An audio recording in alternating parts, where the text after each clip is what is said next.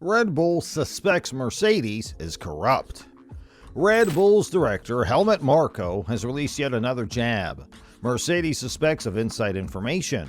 Helmut Marko believes Mercedes was aware of the new FIA rules and may now find itself with an unexpected advantage. Marko stated in a press release. But could this be true? Well, let's uncover it in this episode. Hey F1 friends! In this video, we are going to uncover the truth about the suspicion of Red Bull's director Marko of Mercedes being corrupt. But before we go on any further, I want to invite you to please leave a like and subscribe to our channel for the best insights and news on Formula One.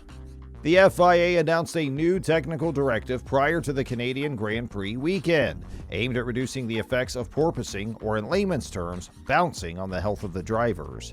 This followed a bumpy Azerbaijan Grand Prix in which Carlos Sainz, Pierre Gasly, Lewis Hamilton, and George Russell all complained about porpoising. All drivers will be relieved that steps are being taken to benefit them in the long run and that porpoising should become less of an issue for them. Not everyone, however, was pleased.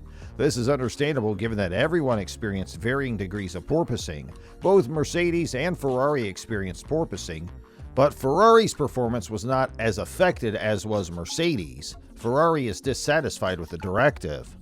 The directive empowers all teams to add an extra rod from the chassis to the floor for support. Except for Mercedes, no one was prepared to implement that part. This season, Red Bull has had little trouble with porpoising. So while this technical directive is unlikely to have a significant impact on their performance, they are dissatisfied with the outcome. Christian Horner heavily criticized the technical directive, lambasting it for favoring one team, Mercedes. According to reports, Max Verstappen and Helmut Marko have both spoken out against it. Helmut Marko suggests Mercedes, that team has to solve those problems itself. Marko implied in a recent interview that Mercedes had been tipped off or granted insider information about the directive, and that is why they had the part ready instantly. Marko stated, "When the technical directive came out, it was clear that there would not be enough time to supply such a part. So yes," Marko added, confirming his statement, revealing that Mercedes were given insider information. "Otherwise, you can't explain what happened," he further explained. Marko went on to criticize the FIA's technical directive, claiming that it favored one specific team, Mercedes, much like Christian Horner had said earlier. "It's because one team has problems, that team has to solve those problems itself. In any case, it should have no effect on other teams. We already have rules for it, and those rules apply to everyone.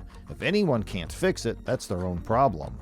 Mercedes experienced less bouncing in Canada, most likely as a result of the new technical directive. It remains to be seen whether their performance will improve now that they have eliminated the source of the majority of their problems. Lewis Hamilton had previously stated that he intends to fight for the win at his home race in Silverstone. With this being said, let's now dive into the cause of all these arguments. What adjustments have F1 teams made to the Canadian Grand Prix? As you'd expect after Azerbaijan just 1 week ago, not many Formula One teams have managed to bring upgrades or changes to the Canadian Grand Prix. However, the list of teams with Montreal tweaks includes a few strong candidates. For Aston Martin, the existing rear wing has a slightly revised flap that increases load. For Alpine, a new lower beam wing has been designed to improve aero efficiency. For McLaren, a new rear wing kit for improved aero efficiency, an element of the car that was noticeably lacking in Baku last week. The floor stay has been relocated to improve the stiffness of the floor. Ferrari has changed the profile of the rear wing flap, claiming that it is a development part rather than a Montreal-specific part. There is a new lower beam wing that matches. And for the controversial Mercedes, a rear suspension track rod angle change. This is mainly an aerodynamic modification that better aligns the track rod with the right direction of airflow in that area of the car. There is a supplementary cutout at the forward portion of the outer floor, which attempts to increase the local load on that portion of the floor by maximizing the efficiency of the vortices coming from the fences ahead. Red Bull, AlphaTauri, Williams, Alfa Romeo, and Haas have not reported any new developments. And now let's get back to what happened in Montreal. When Max Verstappen won the race in Montreal for his first F1 Canadian Grand Prix, he took some of the wind out of the sails of several rivals. Verstappen is already 20 points ahead of his nearest competitor, teammate Sergio Perez, who had a DNF due to a gearbox failure, dropping him even further behind. His major rivals, Ferrari Charles Leclerc and Mercedes George Russell, aren't out of the season-long race entirely, but Verstappen now has an even more commanding lead than before, thanks to an outstanding performance in Montreal. Despite Verstappen's commanding lead, Team Ferrari can now take several positives from Montreal, as Carlos Sainz finished second and had the fastest lap after a tough battle with Verstappen. During the final few laps, Sainz was so close to overtaking Verstappen, but Verstappen was just a little bit faster and was able to hold him off. I was pushing flat out. I wasn't leaving any inch to the walls under braking. I tried everything to pass Max, but the positive thing is we were quicker, we were faster in the race. We were very close to winning today, so I'll take the positive, Sainz said after the race. Sainz's teammate Charles Leclerc, who has had a string of bad luck in recent weeks, started P19 after Ferrari switched his car's power unit for the fourth time, exceeding the 3-swap limit and incurring a pole position penalty. Leclerc, on the other hand, fought his way back to 5th place, behind Mercedes George Russell in 4th. Leclerc received 10 points for finishing in the top 5, but he's still nearly 50 points behind Verstappen, despite having led the driver's standings just a few weeks ago.